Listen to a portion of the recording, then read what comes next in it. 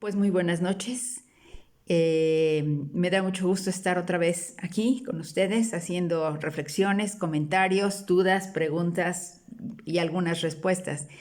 Y hoy no sé por qué llevo ya desde que hice el otro, con que quería hacer un video sobre el Padre Nuestro. El Padre Nuestro es la oración más importante, es la oración más conocida, la oración más sabida, ¿no? Si nosotros, desde lo primero que aprendemos cuando niños, la primera oración seguramente, además del ángel de la guarda, ¿no?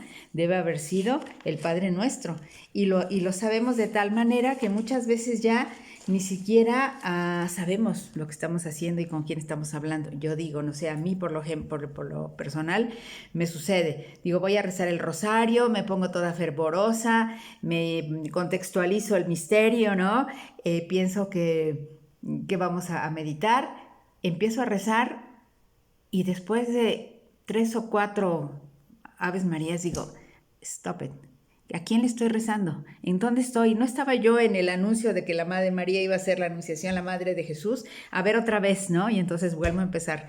Pero siempre en el Padre Nuestro me voy tan rápido, lo tengo ya como tan metido así en no sé, en todos los caminos de mis neuronas, que se va, y luego hasta lo atropello, ¿no? No digo así la frase completa y a ver, espérenme, y vuelvo a empezar y otra vez. Me acuerdo, fíjense que no sé, cuando hace poco le oí una de las profecías que la Virgen le hizo al padre Gobi, me parece que fue a él, que fue en ese momento, pero bueno, la Virgen explica que ella está como, la patrona de arreglarnos, de ayudarnos, como le pedimos siempre en la Ave María, pero que recemos mucho, que recemos sobre todo el rosario, que el rosario es la oración más importante, ¿no? Y que la oración que más le molesta al pingo, ¿no? Al enemigo de Jesús. Y dice le dijo el hijo, pero ¿cómo si no, cómo puedes molestar a la gente cuando reza el rosario? Dice, sí, porque me enfurecen y los molesto. ¿Y cómo los molestas? Dice, distrayéndolos. O sea que cumple bien su tarea en mi caso, porque yo de repente cojo camino y me voy.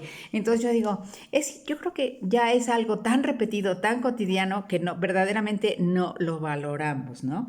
No lo valoramos porque pues eso, porque está ya tan aprendida, ya tan resabida, que ni siquiera nosotros iniciamos espontáneamente el Padre Nuestro en algunas ocasiones. Por ejemplo, si tenemos una necesidad, si tenemos miedo, no, ay Dios mío, voy a rezar, Padre Nuestro que estás en el cielo. O sea, rápido, en acción de gracias, en la misa está incorporado el Padre Nuestro, justo porque es la oración más importante.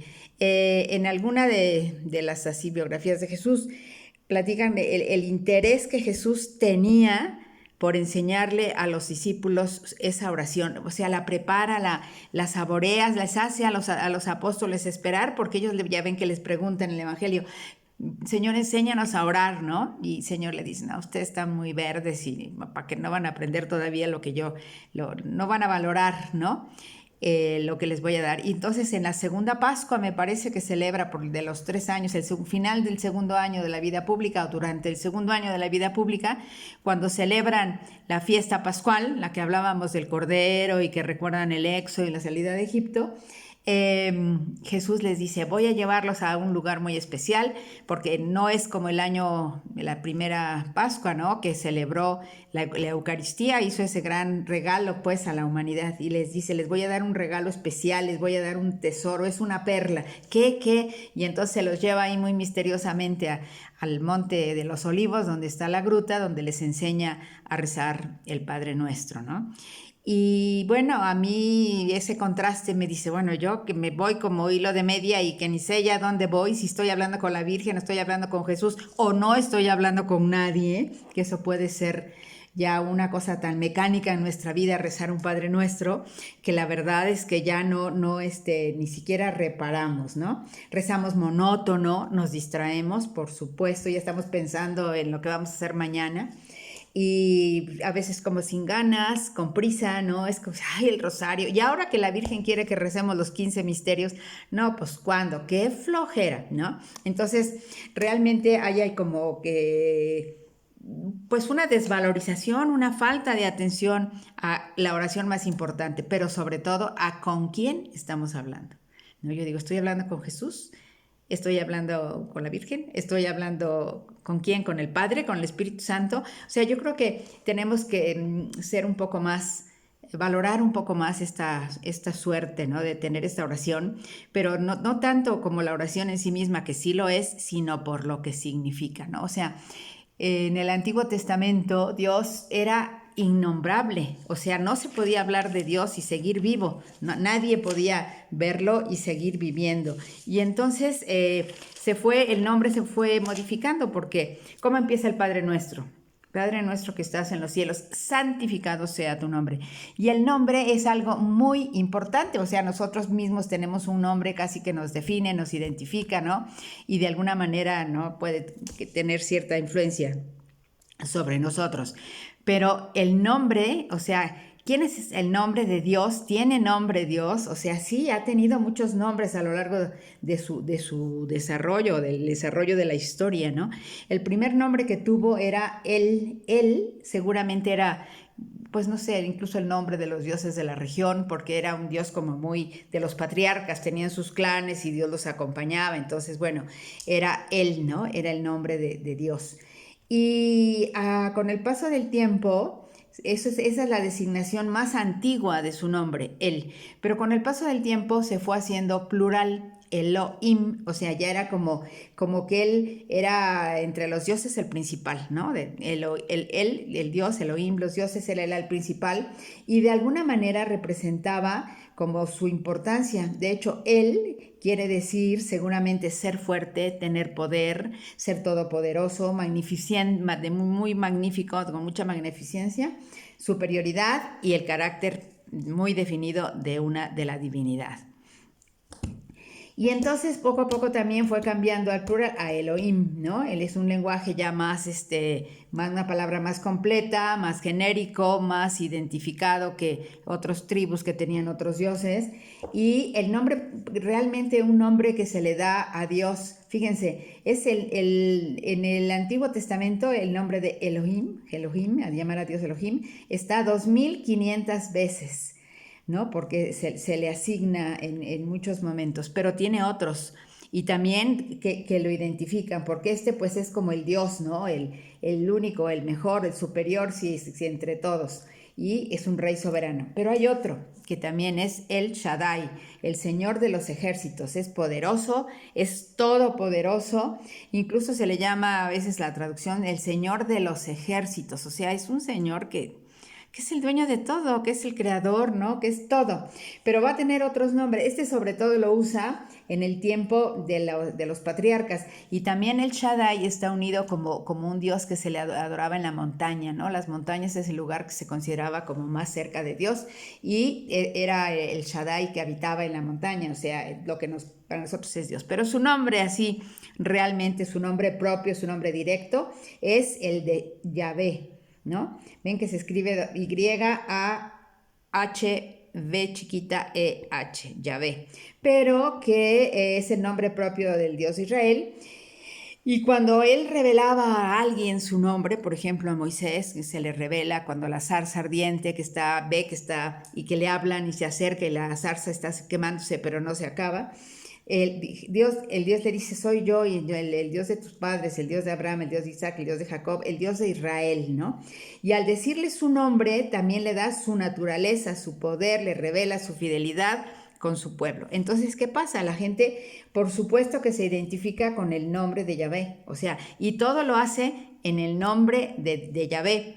Y lo invocan así con reverencia, porque saben que es un Dios fiel, que cuentan con su presencia, que está con ellos, que está presente, y cuando ellos piden ayuda, Él les da ayuda en donde estén, y además Él los ha elegido para que sean su pueblo y los ha llevado, les ha señalado los lugares donde quiere ser nombrada, ¿no? Entonces, el nombre de Yahvé empieza a tener un como traslado, así, traslape muy interesante, y es que es alguien, Dios es alguien tan poderoso que nadie puede seguir verlo y seguir viviendo, ¿no? En el Antiguo Testamento, vamos, ni Moisés, que es el que tiene tanta relación con Dios, habla con él, ¿no? Sino que el Dios le dice, voy a pasar y tú como que de espaldas me vas a sentir, pero no me vas a ver porque soy tan fuerte, tan poderoso, tan impresionante que nadie puede verme y seguir viviendo.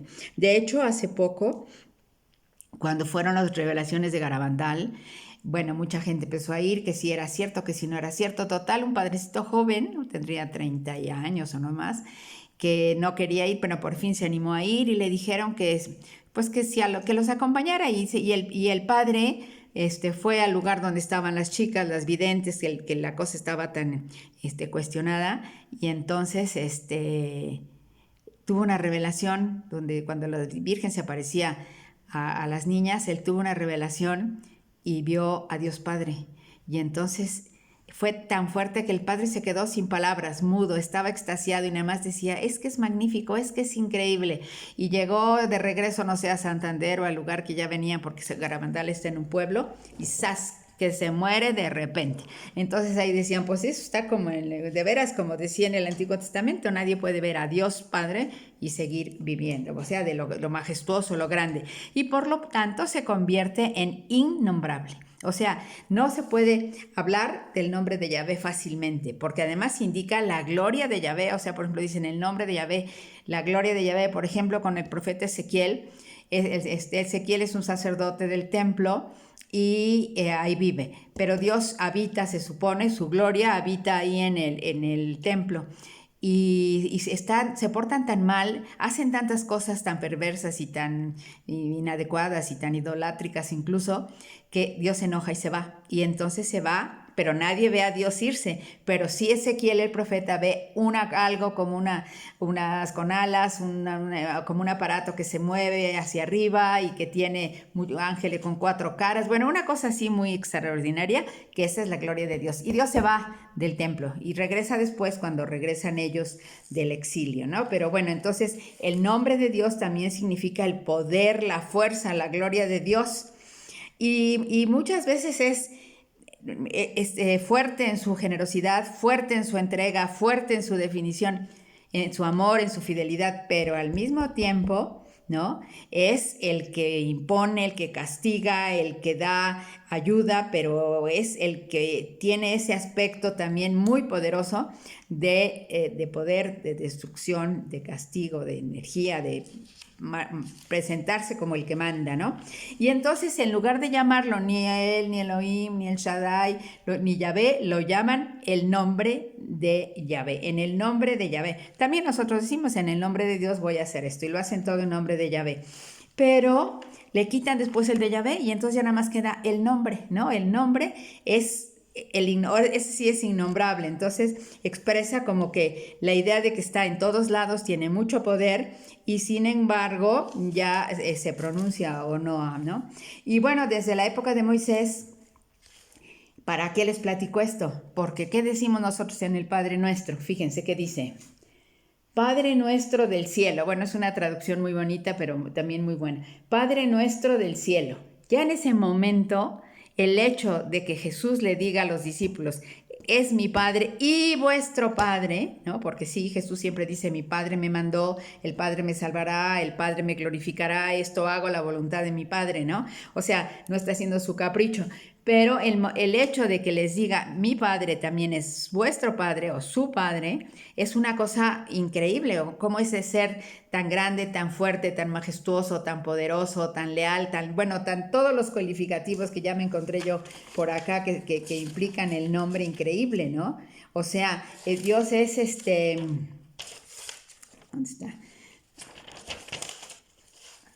Ahí voy. O sea, todo lo que el nombre de Dios significa es increíble. Su poder es poderoso, es todopoderoso, ya dijimos, ¿no? Pero además, el que viene de lejos con cólera, el que es una ciudad fuerte, protege, ayuda, acerca, habita en el templo de Jerusalén, ¿no? Y él va marcando, por ejemplo, cuando ya se reveló a Moisés, se convierte en, ya lo ven todos y lo reconocen como el rey de Israel, y después como el rey de todo el mundo. Y la realeza de Dios es eterna como él mismo, ¿no? Déjenme que donde están aquí todos sus adjetivos. Miren, acá está, dice, Dios es el Shaddai, el Altísimo, el Todopoderoso. Lo conciben como creador, todas esas son las facetas de Dios Padre, ¿no? Creador, hacedor, salvador, redentor, dador, vivo, santo, justo, eterno, vengador. O sea, tiene todas esas cualidades y hay que andarse con cuidado porque digo, tiene todo el poder, ¿no? Toda la fuerza.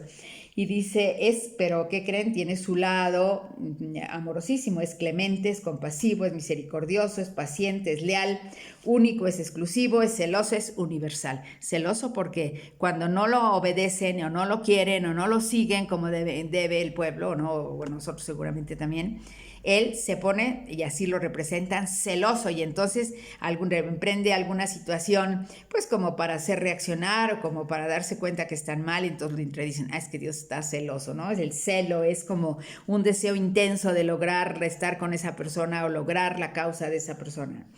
Dice, de carácter personal, activo, y además es padre, y ahí fíjense lo enormemente significativo que es que ese Dios tan lejano, y bueno, además los sacerdotes del templo y los escribas, los fariseos, todos esos, habían ido haciendo la ley, ¿no? que se había mandado en la escritura súper rígida, súper exagerada, súper controladora, ¿no? Entonces, y luego viene Jesús y les dice, no, tranquilos, el Padre los ama, ¿no? Y el Padre se preocupa por ustedes y se preocupa por las aves del cielo y los peces del mar, no se va a preocupar por ustedes, los ama, los ha creado todo, ¿no?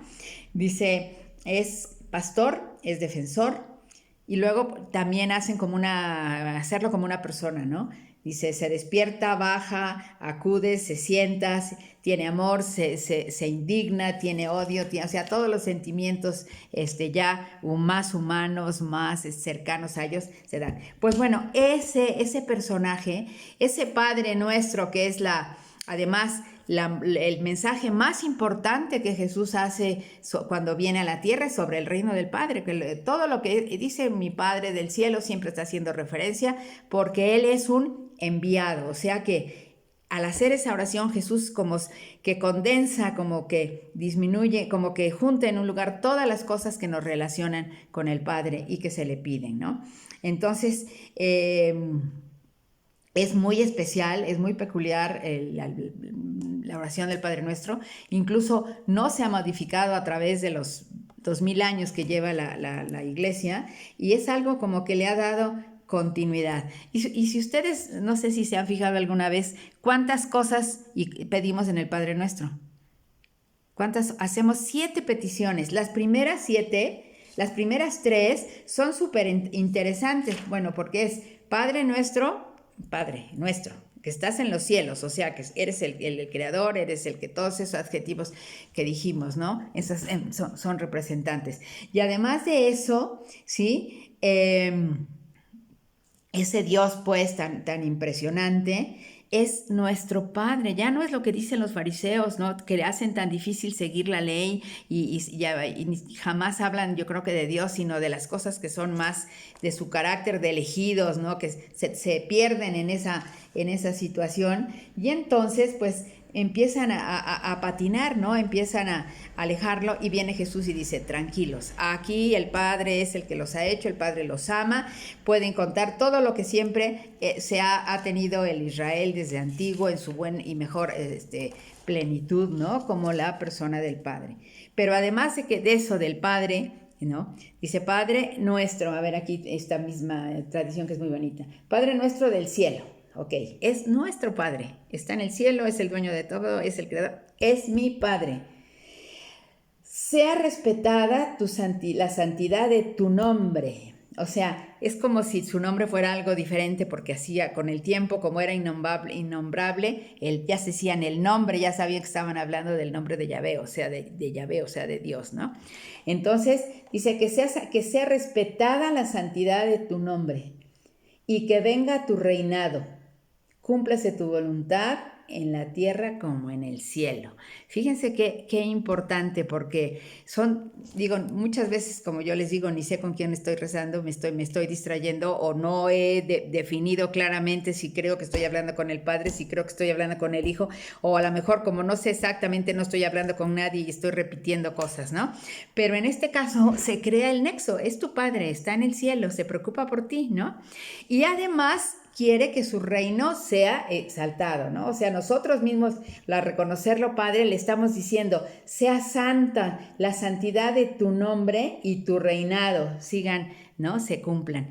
¿Y cuál es el reinado de Jesús? Es todo un tema, ¿no? Como yo les decía, fíjense, Dios reina, y con esas cualidades que yo ya platicamos aquí, que es defensor, es celoso, es creador, es fuerte, es todopoderoso, bueno, con todos esos atributos, ¿no? Pero también, y otra vez volvemos al tema de que el plan que Dios tiene para la humanidad no se cumple, nunca se cumplió del todo, siempre fue muy pocos los que han respondido a lo largo de la historia, ¿no? Y entonces, así con toda la fuerza de su presencia, de su bondad, de su magnificencia, de su superpoder, con esa misma fuerza, el Señor va a restaurar todo lo que a la gente no ha querido hacer, todo lo que ha quedado, dijéramos, en el vacío de la no respuesta y del rechazo, y de incluso de hacer todo lo contrario de lo que para lo que Dios nos hizo, que habrá un día de la restauración de Israel. Bueno, esto lo dicen la parte, estoy presentando un poco el concepto del Dios en el Antiguo Testamento, pero finalmente es el mismo Dios, cambiamos nosotros, cambió como el centro de la religión, dejó de ser el templo y todos esos reglamentos que ya eran obsoletos, sino era lo que hemos dicho, crear una relación de hijos con el Padre, de hermanos o de discípulos de Jesús, ¿no? De receptores de los dones del Espíritu Santo. Entonces, si nosotros no creamos esa relación, pues va a pasar siempre lo mismo, ¿no? Que no va a haber respuesta, que no va a haber cumplimiento a lo que Dios quiere, y que Dios pues no se va a quedar con los brazos cruzados. Y entonces ya desde los profetas, algunos más fuertes que otros, hablan de la restauración de Israel, que se identifica con la elección definitiva del reinado de Yahvé, de Dios. O sea, fíjense, ¿qué es ese día de Yahvé? Es un día de la fuerza, de la venganza, de la justicia, así la llaman, ¿no? Es un lugar porque Yahvé, ¿qué cosa? Vencerá, someterá a sus enemigos en las sangrientas batallas, ajusticiará a los pueblos extranjeros y creará paz y justicia para siempre. ¿Cómo a qué le suena? ¿A qué suena, verdad? Hemos estado recientemente oyendo muchas cosas sobre el fin de los tiempos y que va a haber un aviso y que va a haber un castigo y que no sabemos exactamente cómo van a ser esas cosas y que Dios las irá revelando. Pero fíjense, ya desde muy pronto se esperaba la intervención de Dios, de Yahvé, que tiene un lugar, y unos decían que iba a ser ya pronto y otros decían que iba a ser en el futuro. Estamos a 2000 años y significa al mismo tiempo el fin del mundo presente y el comienzo de un mundo nuevo. En aquel día Yahvé iniciará desde el cielo la batalla contra los enemigos de Israel, o sea que los enemigos suyos, que son los suyos propios, ¿no? Y que aplastarán con un arma espantosa en un juicio sin misericordia. Los sobrevivientes le reconocerán como único Dios, exclusivo Rey del mundo, y gozarán de eterna prosperidad. Pero los que no lo reconozcan con eso y no estén con él, recibirán un castigo, y con ellos será como el fin de lo que se espera, ¿no? Del día del Señor. Entonces, bueno, yo creo que como tenemos algunas conclusiones interesantes, yo tengo unas conclusiones interesantes que pueden ayudarnos. Por un lado, revalorar el gran significado de la fuerza y valor del Padre Nuestro. Es la superoración, son las palabras con las que Jesús hablaba con el Padre cuando estaba en la tierra. ¿Qué más queremos, no? Recordar que es nuestro Padre, pero hablamos con el Altísimo, el Todopoderoso, a quien debemos reconocer como lo que es y someternos y obedecer y tenerlo presente en nuestra vida, con quien debemos entablar y fortalecer nuestro lazo, tener una relación. Reconocerlo como padre y honrarlo como hijos. O sea, aunque seas lo que es, los reyes también tienen hijos, ¿no? Los emperadores tienen hijos. Entonces, reconocerlo como padre y honrarlos como hijos. Unirnos con Jesús y con el Padre, porque Jesús nos llevó al Padre y el Padre y Jesús son uno. Y entonces Él nos muestra, nos lleva, nos conduce al Padre y acudir con frecuencia al regazo del Padre. ¿Qué más queremos que el Padre eterno abra los brazos a recibirnos? Entonces, ¿qué es lo que toca? Pues bueno, fíjense qué interesante que esta reflexión sobre quién es realmente el Padre, porque, y el título incluso de esto se va a llamar El Nuestro Padre, porque si pongo el Padre Nuestro, pues va a ser lo mismo que ya reciclamos nuestro Padre Nuestro, ya se estamos como alisando, ¿no? Entonces, realmente... si analizamos todo el recorrido y lo hemos estado haciendo de la historia de salvación, pues hay que prepararnos para el día de la ira, ¿no? Del juicio que traerá, en el que aplicará su justicia. Y fíjense qué interesante, reconocerá la fidelidad, la respuesta responsable de fidelidad, y él reconocerá y castigará a los que lo merezcan en el día de la justicia y dará el premio a los que están con él. Entonces, bueno, ese es todo un tema que a lo mejor más adelante trataremos, pero lo interesante es que eso que decimos hoy, el Padre es nuestro Padre y con nuestro Padre tenemos que estar cerca, crear lazos, reconocerlo, reverenciarlo, pero finalmente estar con él.